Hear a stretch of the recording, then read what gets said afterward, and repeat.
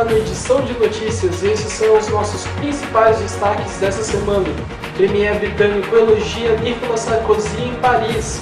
Bush é convidado pela China a assistir à abertura dos Jogos Olímpicos de 2008. Governo recua e adia a implantação da classificação etária.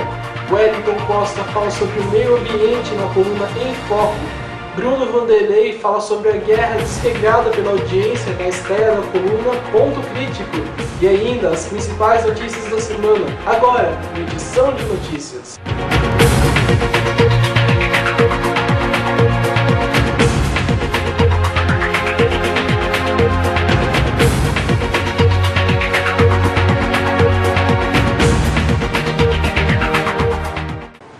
O primeiro-ministro britânico Tony Blair disse na noite da sexta-feira em Paris que tem absoluta certeza que o presidente eleito Nicolas Sarkozy fará um ótimo trabalho.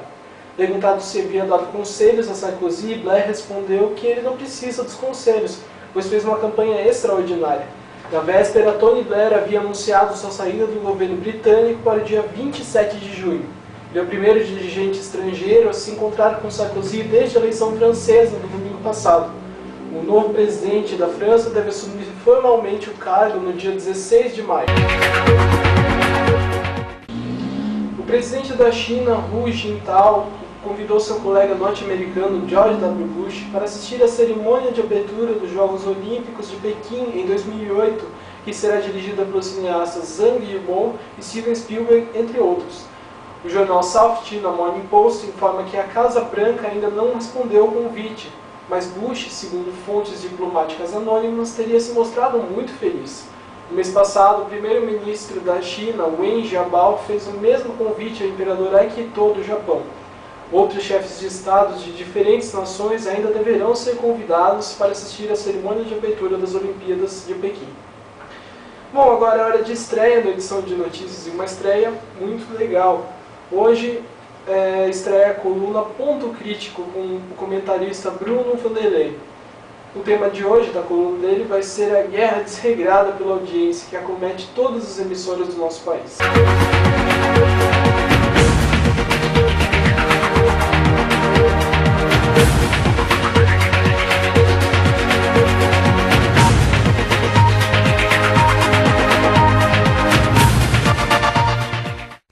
A Rede Globo é hoje uma das maiores redes de televisão e maior produtora do mundo, pois produz 80% de sua programação e conta com 8.000 funcionários. Suas novelas, minisséries, shows e humorísticos são ovacionados em cerca de 130 países. São mais de 115 emissoras no Brasil que levam o sinal da Globo à telinha dos brasileiros. Indiscutivelmente, é uma TV de altíssima qualidade. Mas a história da Globo talvez não seja tão plausível assim. Acusada de alienação à ditadura militar, de favorecer o então candidato à presidência da República, Fernando Collor de Mello, e de tantos outros casos de parcialidade, a história da líder absoluta em audiência no Brasil há 35 anos se enovela em fatos verossímeis e fatos mentirosos. Há algumas décadas, a programação da Globo teve imperceptíveis mudanças. Por isso, o novo está sendo bem aceito pelos telespectadores e a Rede Record começa a incomodar a Toda-Poderosa. Mas não queiram se aprofundar também na história da Rede Record. Os prognósticos costumam falhar, mas se tudo caminhar como está caminhando, se a Globo não mudar nada, esses 35 anos de monopólio, digamos assim, está muito ameaçado. Bruno Vanderlei, de Maceió, ao Edição de Notícias. O governo cedeu à pressão das TVs e decidiu adiar por 45 dias a vigência das novas regras para a veiculação de programas. A portaria de classificação da programação das emissoras foi publicada há 90 dias e entraria em vigor a partir de amanhã. O documento determina que os programas sejam classificados por faixas etárias e horárias. Também exige que a classificação seja informada pelas emissoras por meio de símbolos padronizados. Uma política dedicada de combate ao desmatamento no mundo pode evitar que 50 bilhões de toneladas de carbono sejam lançadas na atmosfera até 2100, ajudando a salvar o planeta do caos climático. A estimativa, elaborada por uma equipe de pesquisadores brasileiros e americanos, indica que a preservação de florestas tropicais pode dar conta de 12% da redução de emissões de gases de efeito estufa necessária para evitar os piores efeitos da mudança climática.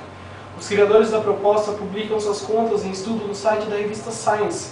Mirando-se no ano base de 2050, eles estimam que para cumprir essa cota de serviço, o índice de desmatamento global deveria cair ao menos pela metade, até 2050. Bom, e é sobre isso que fala o nosso comentarista Wellington Costa esta semana. O ambiente está em foco.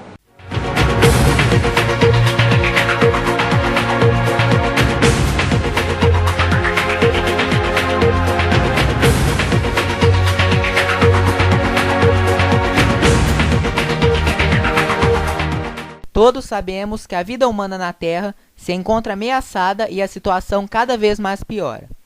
Também temos conhecimento dos estragos que o homem causa diariamente ao meio ambiente, o qual deveria ser preservado e mantido na maior segurança possível para que a qualidade de vida aqui se mantivesse boa, ou pelo menos aceitável.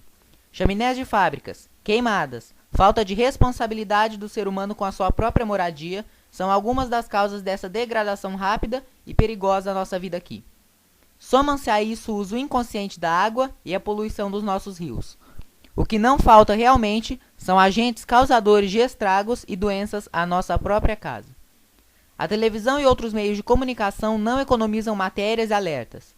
Todos os dias é possível acompanhar nos noticiários a seca de um rio, a poluição exacerbada de outro, ou mesmo a ameaça de falta de água em certo país ou região do Brasil. Por incrível que pareça, ainda há pessoas que acreditam piamente no sustentáculo de que a água potável é eterna e nunca será escassa. Ledo engano. As nossas matas também são passíveis da ignorância do ser humano. É aceitável queimar o pulmão do mundo para capturar madeiras de lei para o lucro de poucos? Pode-se inferir que essa situação é legal e proveitosa a toda a humanidade? Certamente que não. Se a Amazônia e até mesmo outras áreas verdes do Brasil é de todos, e todos somos nós brasileiros, por que razão deterioraríamos nossos próprios bens? O dinheiro sempre fala mais alto. A vida e o futuro das gerações posteriores são simplesmente esquecidos, irrelevados, abafados. É preciso que o homem tome consciência de seus atos irracionais e perceba o grande mal que faz ao planeta com seu consumismo desnecessário. Essas atitudes prejudicam toda a sociedade, sendo que desde os mais ricos até os mais necessitados, todos nós precisamos e dependemos da natureza e de seus recursos para sobreviver. É hora de ficar informado sem perder tempo. Vamos ver o que foi notícia nessa semana. França elege presidente conservador. Metade do PAC está lenta, segundo o próprio governo. Governo e igreja polemizam sobre o aborto. Papa condena aborto e cobra justiça social. Benefícios negados em 2005 têm nova chance. Papa ataca mídia, seitas e divórcio. A edição de notícias fica por aqui. Obrigado por ter nos assistido. Essa semana nós não tivemos a coluna Mais News, mas a partir de semana que vem ela vai sair de volta. Um bom início de semana para você e até domingo que vem.